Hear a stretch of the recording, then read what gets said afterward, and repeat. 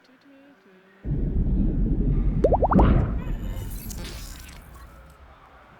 this. Hello, welcome everybody to ETHDenver. It's wonderful Saturday morning, and I'm very excited to moderate this panel on Web3 communities. My name is Annette. I work as developer relations at Last Protocol, and I'm very excited to moderate the panel for you. Let's start with introductions of the speakers. So you guys introduce yourself, and then let's start with the questions. Hello, everyone. Weilei Yu here. I'm leading ecosystem and growth Story Protocol. I've been, I guess, in Web3 since 2017, mostly focused on ecosystem bootstrapping and growth. Before Story, I spent a few years at Dapper Labs, where I led the launch and ecosystem growth of Story Flow blockchain, and help a few hundred ecosystem partners launch, strategize, and also work with a lot of mainstream IPs along the way. And that's also where I met Benny. Yeah, me and Weilei go way back. So I was part of the team that launched CryptoKitties in 2017 at ETH Waterloo, and then formed Dapper Labs. And then I continued to work on Cheese Wizards and Dapper Wallet and NBA Top Shots. And along the way, that's where I met Weilei. Weilei joined Dapper Labs, and we became friends, and we talked a lot about communities and what it meant to grow them. So yeah, right now I have my own company. It's called Future Primitive. We're building on the ERC 6551 standard token-bound accounts, where we give every NFT their own wallet/account. And so yeah, that's what we're working on right now. Awesome. Let's start with the first question. I'm wondering, what is Web3 community for you, and how do you start building your Web3 community? Can you just touch up on the primitives of Web3 communities, and like how do you guys building your communities? Or Yeah, I can take a first stab at it. The community is like a very broad and everything encompassing term now in Web3. Like every project says that they want to bootstrap a community. Every project says they want to grow a thriving community. But at the end of the day, like it's important to define what community is, so that you can actually target the right users, right, and grow in the right way. Funny enough, back in 2017 with the ICO boom, community was any token holder. Anyone who was willing to buy into a vision and hold your token, and you do anything to please them, right? And then we had the long winter, 2018 to 2020, and then community became anyone who believe in your project deep enough to hold the 90% down, right, valuation of the token, and the few builders that remain there to actually build on top of your protocol project. So, but along the way, community also meant a cultural community, right? NFT holders or the PIP with CryptoKitties, right, leading the way, but also like NBA, right, fans of the fandom. And then with Bored Apes, you had a whole new meaning of community. So I feel like it's very important for every project to understand what truly community means to them, and definitely overweight that above anything else, right? Because there's so much noise nowadays, right? Especially with the new wave of token farmers and airdrops. It's very hard to get through that noise. And for Story Protocol, right? Like we being a protocol layer, and more specifically, we're the programmable IP layer. Our community is going to be the builders and application builders, founders, protocol builders who can actually integrate on the top of us, and then a layer, above them is the creators and the users. So that's how we define our community, how we prioritize everything, right? What do we do? Yeah, I think Weilei did a great job in mapping out like the different changes. The way I think about it is like, is there a difference between marketing and community? Where marketing, you use similar instruments like a newsletter, you have a website, you might have, maybe you run some ads and stuff like that. That's, in the Web2 era, there was less companies that were had communities, right? You would hire the head of marketing and they would initiate the activities to grow the users. Or community in the Web2 context could be like you have a newsletter that you write every single week and people subscribe or they pay you or they donate, and that would be kind of classified as marketing, right? And so the biggest differentiation I think between marketing in the Web 2 era to like what we now call community is it still includes all the marketing things, all the whole marketing tools and instruments, etc., the methods. But now you have the arduous task of dealing with other people in the community that have shared ownership. And there's also a focus on transacting, right? While if you were a subscriber of a newsletter, you do it once and you just keep receiving newsletter. But now you're part of a blockchain, you're part of a protocol. It's not only enough to just buy the tokens, you need to transact, you need to engage. Fully on chain, and so community now has evolved into this broadband area of marketing plus plus plus, and it has a lot of different intricacies depending on whether you're a protocol or a consumer crypto product or you're a DevRel community, and etc. How do you go about marketing for the community? What's your favorite way how to approach community via marketing? Yeah, I've thought a lot about this. I feel like the best communities feel like an awesome group chat with your best friends, where it's not too big, it's not too small, but the conversations are, they can be slightly technical, but you can learn something, right? And you might meet your new best friend or your new friend in this community, even though maybe the topic is about ETH or something like that. So I always kind of start building communities through creating a group chat, right? So typically I use Telegram, or you could use other things. I have a whole different area around Discord, which we could probably talk about, of the history of it and how it became the thing. And then now I think a lot of people have Discord fatigue. So I've primarily, I think what has worked over the last 7 years since NFTs were introduced and since creating the CryptoKitties community is group chat. And that's still the method that I still pursue today.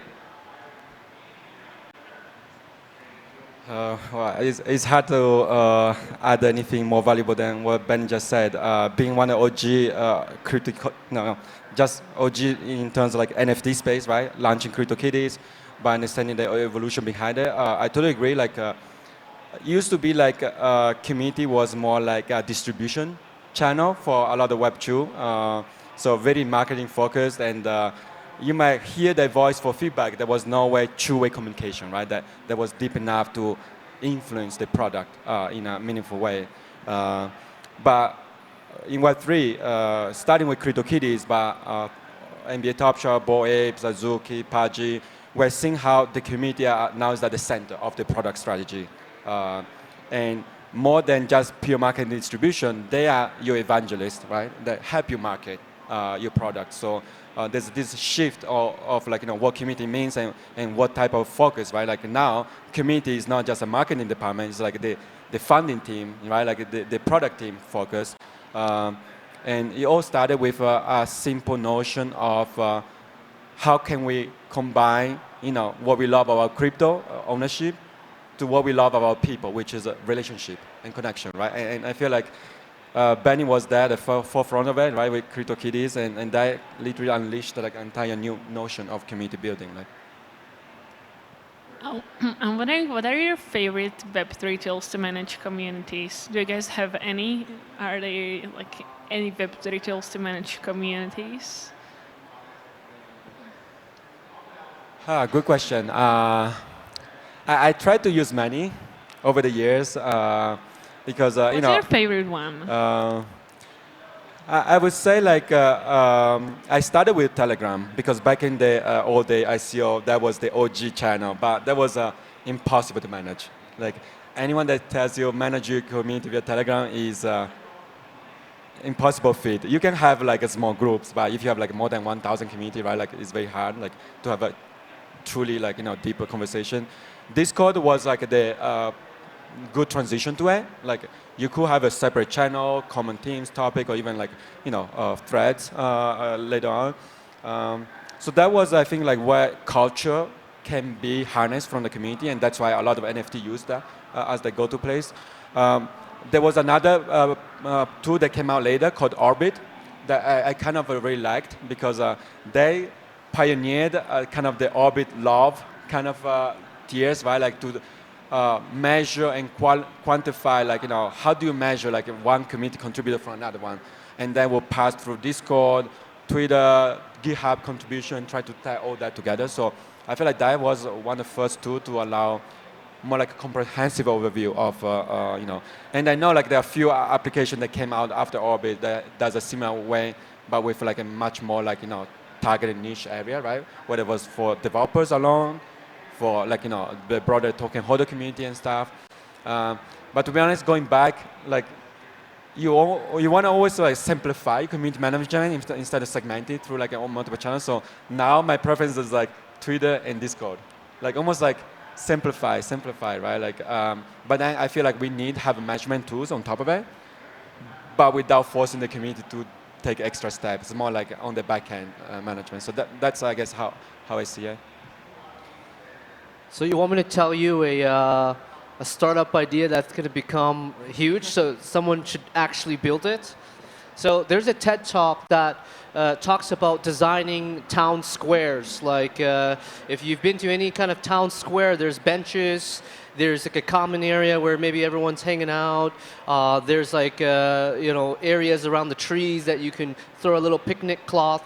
And I think urban design has, like, humans at the end of the day, we interact with each other, and there's already so many things that have been built around us that we can actually draw influence from. So there is a TED Talk that talks about urban design and how like Twitter is like a town square where everyone's just shouting down with a megaphone and everyone's just standing there listening to it and shouting back, and that's how Twitter is designed. And a group chat is like you're in a picnic and you got 5 people and you're talking to each other.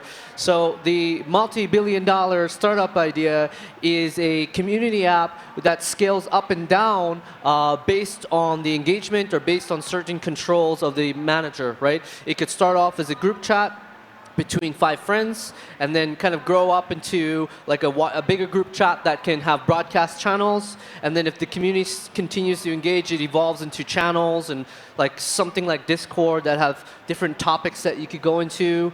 Maybe it has a form output. And then the thing is, the number one mistake is Discord at a certain point, it's really useful when you have consistent demand and consistent engagement. When that falls off, Discord feels like the town square is fully empty. Like during the pandemic, when you look in Paris, like the main plaza, and it's like empty, it looks really eerie and creepy, right? So we should shrink the space down and then kind of increase the ability to interact with somebody. So an application that could go up in terms of like complexity, but also simplify whenever the community wants to kind of just shrink it down, right? So yeah, that's kind of how I think about tools. And currently there is no tool. I've been in the search for a very, very long time. CryptoKitties started off as a Telegram group. I still, as I have the admin control of the CryptoKitties Telegram group. It's at CryptoKitties. We started there, and then we migrated to Reddit. And we were like, oh, maybe Reddit would be good because people can upvote, etc. And that wasn't really good. And then we moved to Discord. People would be surprised, but Discord as the central tool for communities was not a thing until CryptoKitties, until we decided that it was the place to be. People were using Rocket Chat. People were using Slack. I use Rocket Chat too. You use Rocket Chat, yeah. Like they were using all these other tools and Telegram. And CryptoKitties, as an NFT project, we had the most amount of users, and we're like, all right, we're going to go to Discord. And then Axie did that, and then everybody else did it, and now it became the standard. But I always say, question the standard.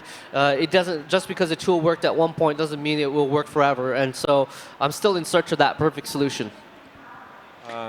If I can add a little bit, yes, please build it. Both Benny and I will invest. And I think there was also like some experimentation of CryptoVoxel and on Cyber, right, by Punk6529. And actually, I'll be very curious to see how that evolves.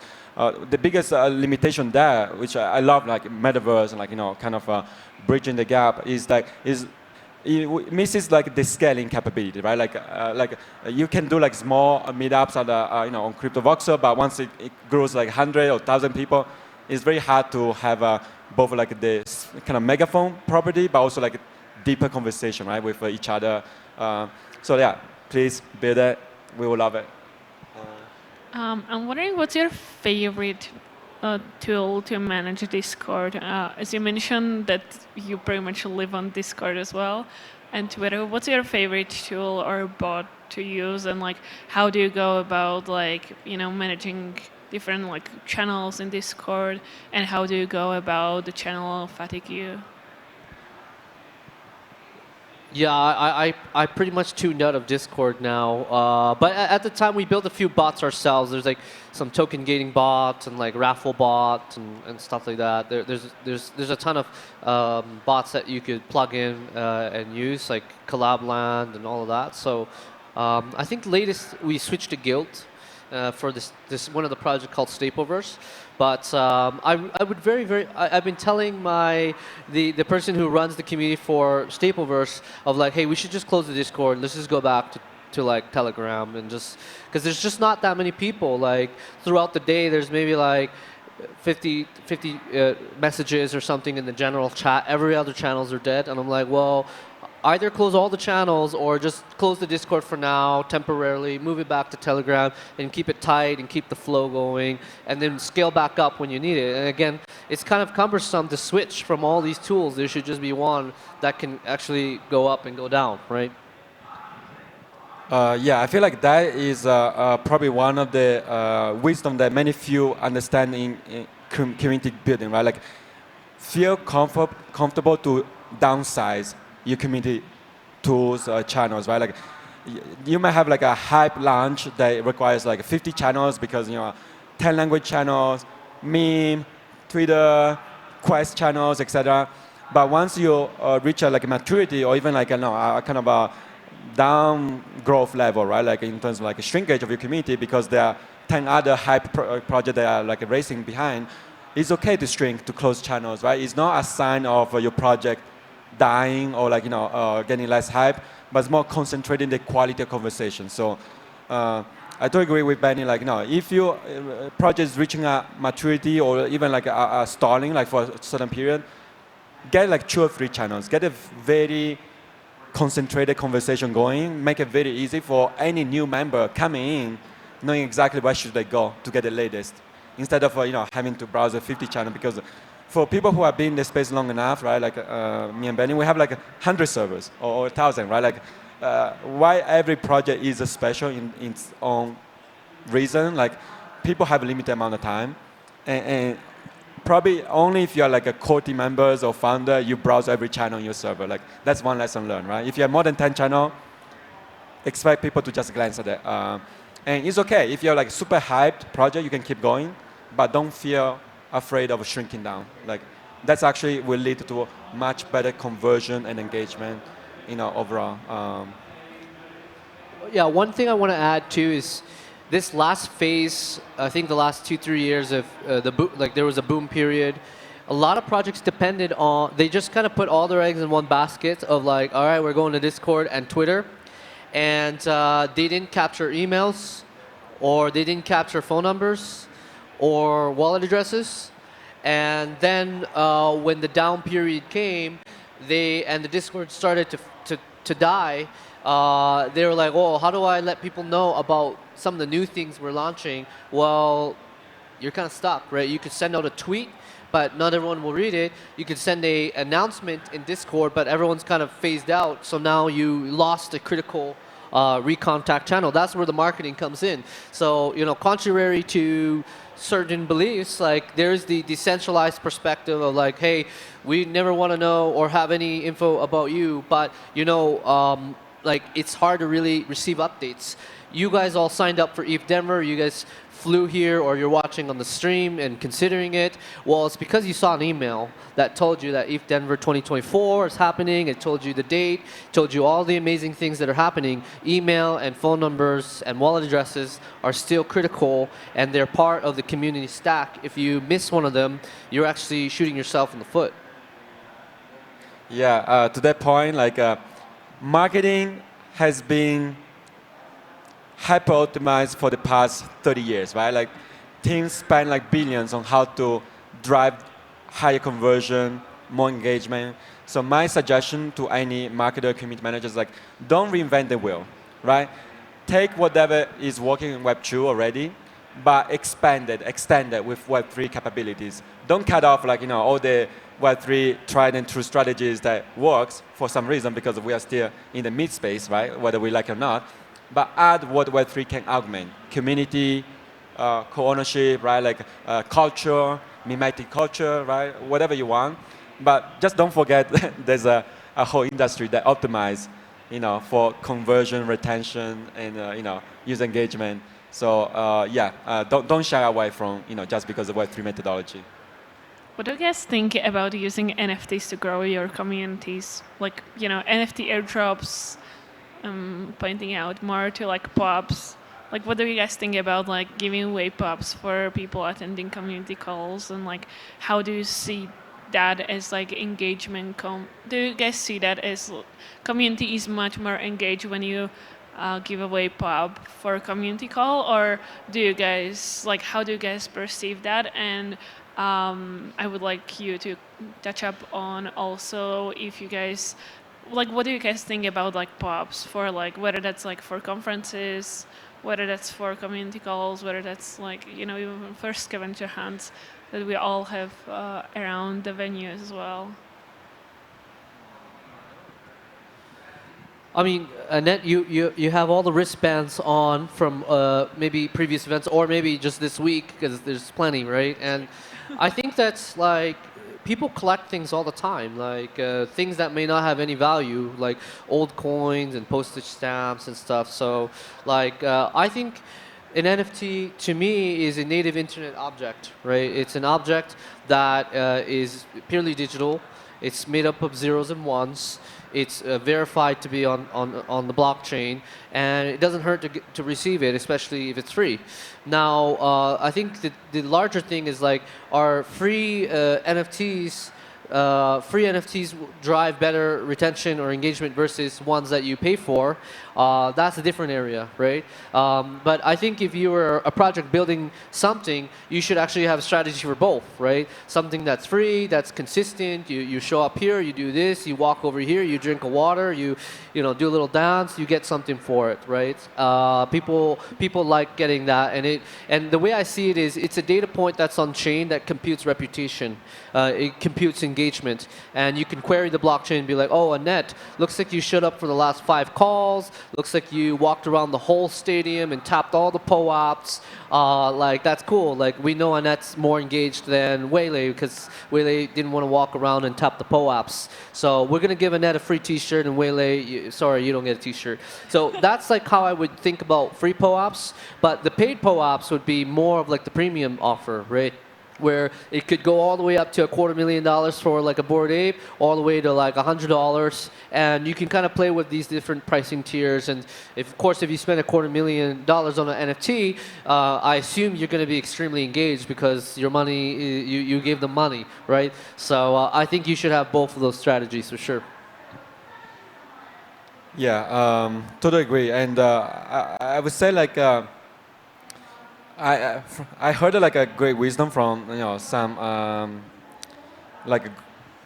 serial entrepreneurs, but also marketing experts, that human nature doesn't change, right?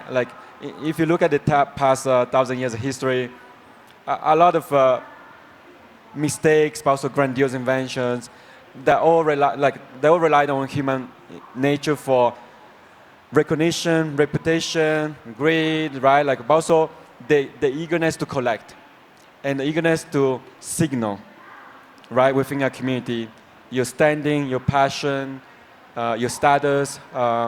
So the things what is a POAP or NFT to reward participation, or a Bored Ape instead of a Rolex, to signal your a part of a niche community.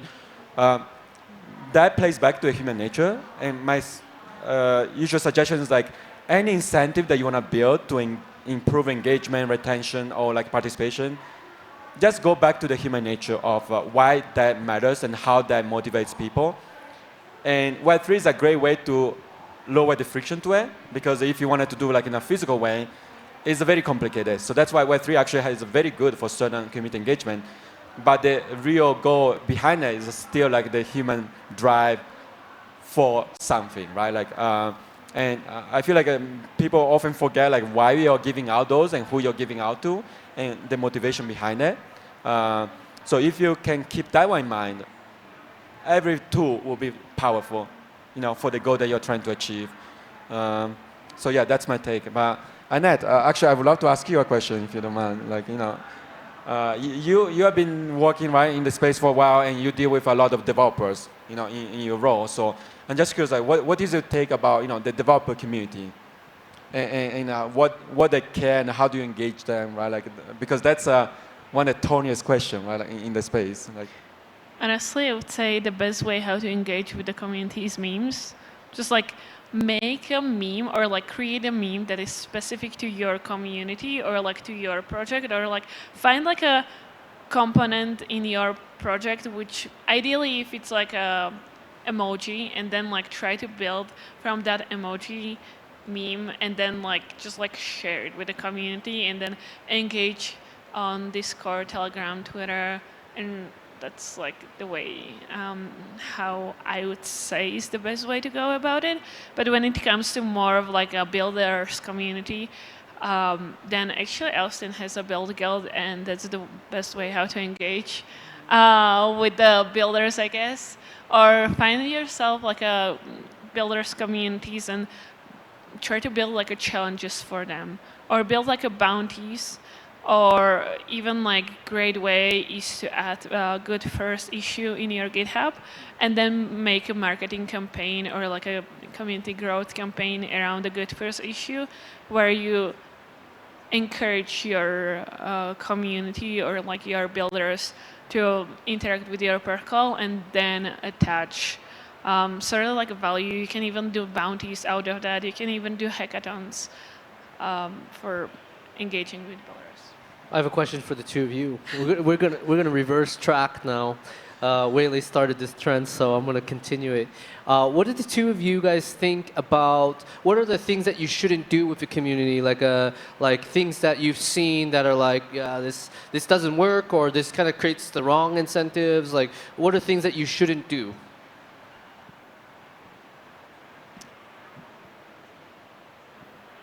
I would say wrong way of designing airdrops.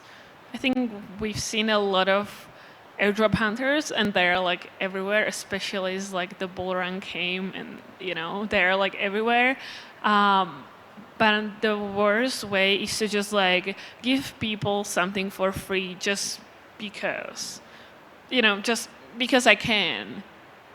Because what will happen next is they will sell your airdrop, and that's for them free money. I feel like the way how to go about it is try to find a way how to get the user retention and try to like engage the users as much with your community as well, or like with your protocol, but don't try to go too much above your way and like create too much loops, creates too much user friction, and you don't want to do that because you want to like have engaged community, but you don't want to make them like run a marathon for you. So you need to like whenever you are designing, whether that's airdrop or any sort of developer experience, you need to be very careful about it to make sure that there are not too many hoops that they have to overcome, because every single hoop creates more user friction, whether that's from developer perspective or general community. I think we could compile at least you and me and Benny on a lot of things that that will make you scratch your head in the past cycles, right? Like, of course, first of all, don't lie to your community, right? Like, there is a fine line between overpromise and the deliver. There's the fine line about lying directly to your community on things you know obviously is not true, and that matters if you care about the community, right? Because the crypto circle is very small, especially for communities that truly care and want to help projects, right? Whether it's like as a holder, as a evangelist, as a builder, etc. Like once you burn the trust, it's very hard to gain back. And by lying can be like a variation of it, right? Like you overpromise like strong reward mechanism, and then you literally cut back. Like I've seen like many trying to do like a pre-launch drop, airdrop, right? And they gave out like very generous percentage, and then they realized that drop was so successful that oops, they felt like they have given out too much value. And then they, before they unlock, they literally just cut the allocation to half, right? And you're like, okay, how do you want the community to trust on anything else that you want to promise in the future, right? So that's one thing that should be obvious, but I've seen like repeated multiple times. Like maybe we'll see many of that backlash in the point system, where you promise a lot of value behind points, and that happens so that you say, oh, you know what? Points are not redeemable for the supposed token that you have been hoping to farm. The other part is like, don't make it too complex. I mean, I was like a victim myself, like trying to over-engineer like social engagement via incentive model. It's like, oh yeah, let's hype our Twitter account for 1 month straight, right? Like you do like Gleam.io campaigns, you do like a lot of retweet contests, all those things. Because if the community gets used to the knowledge or concept that your momentum is over-engineered and they're the one behind it, it's very hard to show like organic traction and proof points, right? Social proof points afterwards. It takes a while for them to regain the trust that hey, this is not another campaign you ran some corner of the world. There's like artificial momentum instead of organic traction, just because they help you do it for like 2 months straight, right? Like so, there's some of those psychological things that is easy to use in the early stage that actually bites back later. And we opened up our Discord, and it's like there was a lot of social farming and like role farming, and was very nice and rewarding to see. But at the same time, I tried to warn the teams like, hey, let them have this fun for a few days, memes and like sharing like a tweet quotes or like retweeting hours. But let's lower the expectation of what that means, because we'll come back biting us later. So those I think are the things I noticed myself. But what about you, Benny? Like you have managed some of the biggest NFT communities and like launch strategies. You invest in a bunch of them. So what is some of the biggest mistake? Well, I'll say Weilei pretty much answered everything there, but I have a controversial question for the two of you. Okay, That kind of relates to it. Okay, so should a community be made out of humans or bots? Because we're moving to a future of autonomous agents, on-chain agents. There's all these platforms now, like Galaxy, and there's Rabbit Hole that's become Boost, and what do they call these platforms? Engagement or whatever? I don't know. Yeah, like engagement, like on-chain. Quest. Yeah, so there's all these platforms, and I'm pretty sure most of them are not humans sitting there doing a swap, clicking the button, right? So in the future, do you think it's okay that communities can be made up entirely full of, I guess, I call them NPCs, versus humans? What do you think? That was actually supposed to be my question as well. I wanted to ask you like what do you think about like buying users on Twitter and like inflating numbers, because I've heard that there's like a lot of group chats where you can just like ask people to follow certain accounts and you will give them some part of liquidity of your project itself. But regarding your question, I think the future where we are heading is we will have like a smaller group chats of people who are just friends and have like the core community itself that is very engaged, and then have some sort of another layer of it, which will be just like a bot, and it will be maybe like a engagement, but still like bots, or people who will look real but won't be real, just to like keep the wheel going. As you can see, the Twitter became kind of like next level rabbit hole, where if you don't listen to the algorithm, they will go against you, and then you will lose engagement. And then if you have like, if you want to share something really cool, you will not get engagement because you sort of like fell off the loop, and the algorithm is pretty much going against you. So I feel like that's the future where we are heading, pretty much like core communities and like a bigger communities form around that, which will sort of like look good for the wider community or like for the public, but then like have a core community as well, which will be purely engaged, very close to the team. And I mean, I think that's actually where the ambassadors programs came in handy as well, where ambassador is pretty much just sort of like a community of people that are very close, built and tied to the team itself and engage, and they're sort of like trying to communicate the visions of the core team itself to the wider community and educate them. So then the ambassador program is essentially like a middle layer between the bots or like the wider and not probably fully organic built community and the core community or like the core team itself. So I feel like the ambassador program is probably like the best middle layer between the bots and, or like the general community, I would say. Interesting question. For Story Protocol, we are tackling what we call a programmable IP, right space. And by programmable, we mean like allowing anyone, both a human and machine, to be able to parse the rules and the conditions around any type of content usage, right? Whether it's like non-commercial, commercial, license, remixing, derivative, etc. And the reason why we want to index on the both machine readable side, right, is because you want to make the IP programmable for software, right? Any application layer built on top of it to easily remix in an authorized way, but also for the eventual AI agents.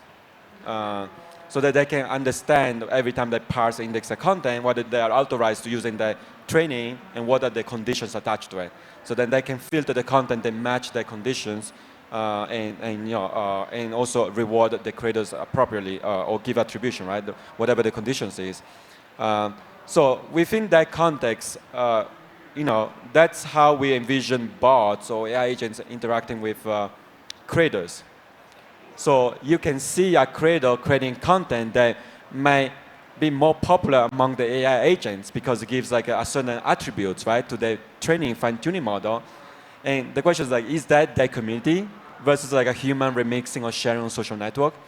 And my true sense is as long as the bots follow the desire or the terms of a creator, or of a project in our sense, right? Because if we want someone to build a very interesting application, it happens so like an AI agent can build the application via auto-generated code, right? Who are we to say that's better or worse than a human doing it? If the smart contract is open source, verifiable, right, and audited, which could be like, they could actually pay in cryptocurrency, like Sherlock Holmes or like some other like community auditing, to literally audit the smart contract without revealing like an AI-generated contract, right? So I would say we have this interesting paradigm where if there are rules around like every action that is machine readable, interpretable, I'm okay if some of the community is bot versus human, because that will contribute to the value accrual and improvement, right? Because if an AI makes a model that generates a steady income revenue for a creator, then I don't think the creator will complain, right? Like that is not human versus human. So that's how I interpret it. And I would think like, who gets to be a citizen of the internet, right?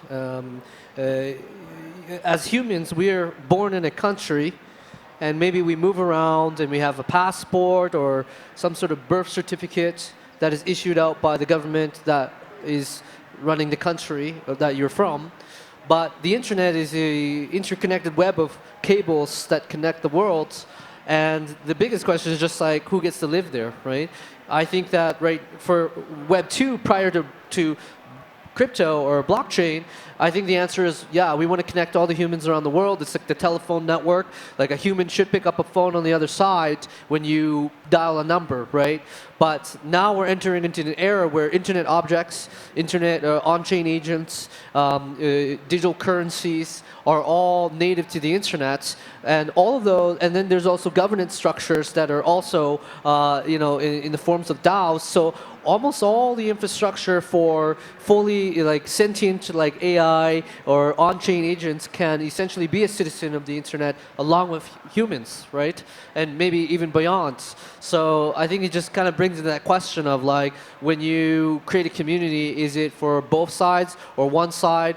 If you want it just for humans, are you gonna do KYC with your passport just to get into a Telegram? Is that a weird thing? Or you just open it up and just accept that you might be talking to GPT-4 in a Discord and think that it might be your new best friend, but it's an agent. GPT-15. Yeah, GPT-15. So yeah, it's a really deep thing to think about for sure. That's actually a really cool way how we like went from like Web3 to actually like AI. Okay, I do have like maybe one last question for you. What's the one advice that you would give to a community manager or like a developer relations person who is looking into building or growing Web3 community? What's like one of the few things that you would advise them to do to build successful Web3 community? If you want to build a community, I'll just say it's a lot of work. It's tiring. It's like, I guess if you ran a charity or a not-for-profit, it almost feels like that. It's tireless work. You don't always get complimented or people appreciate the work you do. You're always here like, how can I help you and how can I make this better for you? And you're always serving them. You're like a on-chain public servant to the community. So I think my number one advice is that you be prepared mentally and physically to engage with the community. I'm sure there were like thousands of side events that were put up at ETHDenver. Weilei put one up yesterday. I put one up earlier this week, and I'm sure Weilei and everyone here feels the tiredness of like socializing and serving people food and making people feel comfortable. So if you want to run a community, just mentally prepare yourself to like give a part of yourself to everybody else and find that balance, like whether that's like going to work out or like reading something, because it's an endurance race. And you can tell the best community managers are the ones that are always giving. They're always like here to support people, and they don't have any kind of ulterior motive. While the worst managers are the ones that are like taking advantage or like doing something quick to make a quick buck, right? So do it for the long term and really care about people at the end of the day. Yeah. For very successful communities, I would say it's literally like a political campaign. You start feeling you have the power over the community, and you feel like and power, like everything else, like corrupts over time. So I've seen like the opposite, right? Like super successful community managers, sometimes they feel like they're almost like a politician, where they have like this inherent power to influence, but also dictate who gets in, who's not, across whatever incentive programs or quests that they launch. So on that side, I would say like please keep in mind that everything that comes with the power can also be taken away when the community realizes things get a bit too much out of hand, because the crypto space is very fluid. And the same with founders, right? Because there's a high risk of founders are, I would say in Web3, founders are the community head to some extent, and community managers are extension of that. So the social influence can be a double-edged sword in that sense, right? And many founders try to rally the community for their own political agenda that often is not, I think, the right way of using the community. On the other side, I agree with everything that Benny said about the hardship of managing a community. If you just think that being a community manager is just socializing, having good chats with people, and just like hang out with your friends, right? Please rethink about it because you will get burned out very quickly, but also you will get like disappointed very quickly on the sheer level of superficial conversation or people coming with agenda, right? Like trying to get the airdrop, trying to get the road, trying to get early location. It's a very materialistic kind of relationship. But in order to move forward, like at least in my old day, I used to always focus on the 10%. The 10% of people who are here for the right reason, the 10% who are willing to help you grow the project, the 10% who are super aligned on your vision and passionate, and who show up for your boring talk, for your boring like office hours, and who are willing to build on top of you when it's just only a vision and you're just building the rails, right? So focus on the 10% to motivate you to serve the remaining 90%, right? Like that's, I would say, the best way to not get burned out and not get very disappointed or deluded by the space. So, for any existing new community manager out there, there's hope. Benny and I have been in the space for many years and many years to come, and we see hope, but please, take care of yourself because it's a very hard job. The same for you, Annette. Yeah, I wanted to add that probably attaching your hobby into your community is also a great way how to continue growing, and whether that's like organizing some sort of game nights or doing maybe like a yoga mornings or some sort of like, you can take that into like virtual as well as in-person level as well. So try to like play around like one thing which you love. And try to build a community around that as well, whether that's like a book club or like any sort of like hobby that you Manga, can have. anime. Or like, you can even build a community around like, have like a meme channel or have like a post your pet kind of channel, and just like try to find like a common ground for your community, whether it's like within your own team or like within like one thing which you enjoy. And that way your job will become much more enjoyable, and that way you build much better relationships within the community, especially as Web3 community is kind of like hard to manage and it's everywhere, but finding your own tribe within Web3 is what keeps us connected and what keeps us together.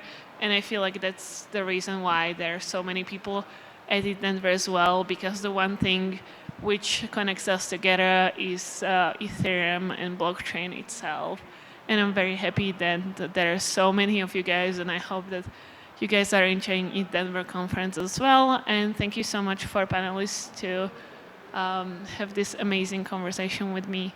Hope you guys enjoy this engaging question. Thank you, Annette, for moderating, and Weilei is great. So yeah, thanks everyone. Yeah, thank you everyone.